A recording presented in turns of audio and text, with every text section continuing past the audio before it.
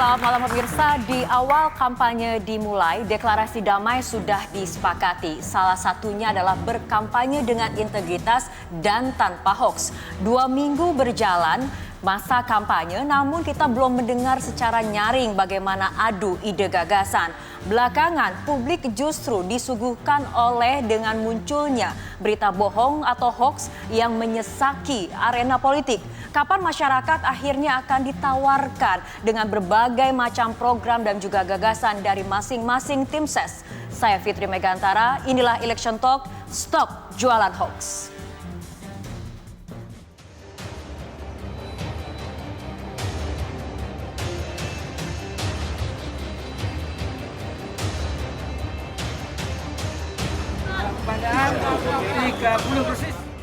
Saya memang mengamati sejak awal, ada kesan yang saya amati bahwa teman-teman di sebelah sana itu sengaja memproduksi isu-isu yang datanya lemah. Mungkin juga bisa dikatakan hoax. Kalau hoax seperti ini terus berulang, itu menjadi tradisi tidak baik bagi integritas bangsa, bukan hanya orang. Kita itu masyarakat yang melodrama juga begitu. Senang dengan sesuatu yang dramatis gitu ya, yang membuat emosi itu hanyut begitu ya. Dan kita tidak punya budaya literasi yang cukup bagus, artinya dan budaya kritis. Ketika ada informasi, itu harus dicek dulu ya kebenarannya, diverifikasi. Itu yang terjadi. Itulah yang terjadi. Jadi tidak ada penganiayaan. Itu hanya cerita khayal entah diberikan oleh setan mana ke saya dan berkembang seperti itu.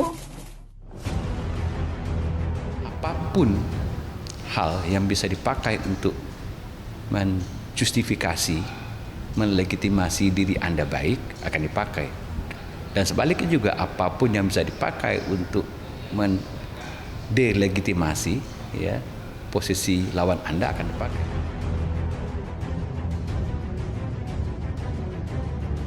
Akhirnya seluruh masyarakat Indonesia paham bahwa namanya narasi kebohongan untuk menghasilkan pemimpin tidak mendapat tempat di bumi yang cinta damai ini. Mari kita berpolitik dengan penuh kesopanan, keadaban, data yang kita jual adalah track record, prestasi, cara kerja, dan harapan-harapan ke depan. Itu aja. Jadi batasnya itu tidak hoax, tidak memfitnah, tidak nyinyir, tidak black campaign, itu aja.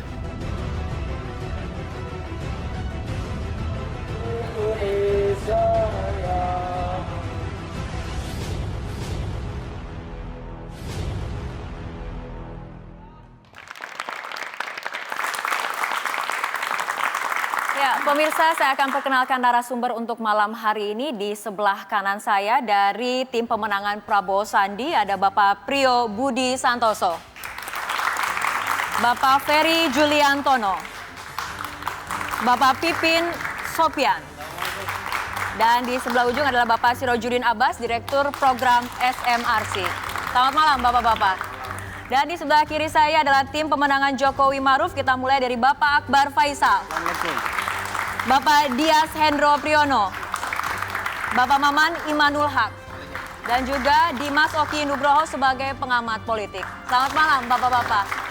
Dan pemirsa, sebelum kita memulai perbincangan, saya akan ajak Anda para pemirsa di rumah untuk berkontribusi dan berpartisipasi dalam dialog kita untuk malam hari ini dengan tema Stop Jualan Hoax. Caranya dengan mengunduh Metro Extend baik di App Store maupun di Play Store. Kita akan mulai perbincangan dari kubu Prabowo Sandi terlebih dahulu. Ini mengenai kasus Ratna Sarumpait, harus kita akui ini menyedot perhatian publik selama beberapa waktu belakangan. Kita lihat proses hukum sudah berlangsung. Anda menilai apakah koridor proses hukum ini sudah ada di jalannya, sudah ada dalam koridornya, Pak Priyo? Sekarang itu proses kan sudah masuk ranah hukum. Saya gembira karena kalau sudah dalam koridor hukum, sudah yang hoax semacam itu segera tutup buku. Artinya dan kita ini bekerja, sudah berjalan sesuai dengan koridornya proses hukumnya? Ya, tapi memang luar biasa. Polisi kita cepat bukan main ini, seperti lari sprint untuk ini. nggak apa-apa kalau hal-hal semacam ini yang buruk-buruk, yang bohong, tipu muslihat, hoax dan seterusnya harus segera diselesaikan secara hukum. Kami 100% setuju dan mengapresiasi. Tapi memang luar biasa ini kali ini saya selama 17 tahun di DPR RI dan kebanyakan membawai Korpolkam, di antaranya adalah Polri di sana. Ini memang kepemimpinan Polri pada saat ini memang ya luar biasa, sangat Anda giat. mengapresiasi dengan tulus atau seperti apa ini? Ya mudah-mudahan bisa terjemahkan dengan baik, karena saya terlibat aktif juga dalam menyusun undang-undang Polri, dalam perbaikan dan seterusnya. Untuk kedepannya saya berharap Polri tetap akan mengayomi semuanya. Jangan terlalu bergiat untuk satu sisi, sementara yang lainnya kemudian bertepuk sebelah tangan. Pak Akbar, tanggapannya. Anda melihat ada kecenderungan yang mana yang harus kami dengarkan dari kubunya Pak beliau? Ketika Mbak Ratna Sarumpait belum mengaku bahwa dia berbohong, Polri didesak untuk segera melakukan tindakan secepatnya. Ketika dia mengaku, tiba-tiba mengatakan terlalu cepat. Yang mana yang harus kami dengarkan dari mereka?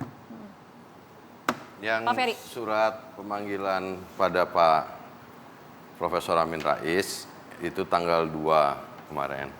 Itu kemarin disampaikan oleh Pak Amin Rais, Pak Derajat Wibowo pada saat Pak Amin Rais memenuhi panggilan ke Polda Metro Jaya, disampaikan kepada bahwa surat panggilan dari Polda Metro Jaya itu mendahului dari proses konferensi persnya Bu Ratna Sarumpait sendiri. Saya bisa menjelaskan sedikit. Nah, ini menurut saya harusnya dari pihak kepolisian Polda Metro Jaya yang sampai hari ini belum mengklarifikasi apakah tanggal tersebut itu memang surat panggilan itu dalam konteks apa, sehingga itu menimbulkan tanda tanya juga kepada kita bahwa memang ada skenario apalagi ini dari sejak awal kasus Ratna Sarumpait ini sudah sangat aneh dan ini tambah menimbulkan tanda tanya aneh juga.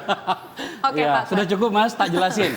Karena saya anggota Komisi 3, hari kedua atau lebih dari masuk pada 2 kali 24 jam mulai beredar isu itu, saya mengambil inisiatif untuk menelpon Kapolda Jawa Barat, Pak Irjen Pol Agung Budi Santoso. Saya bilang sama beliau, Mas, ini berada di wilayah yurisdiksimu.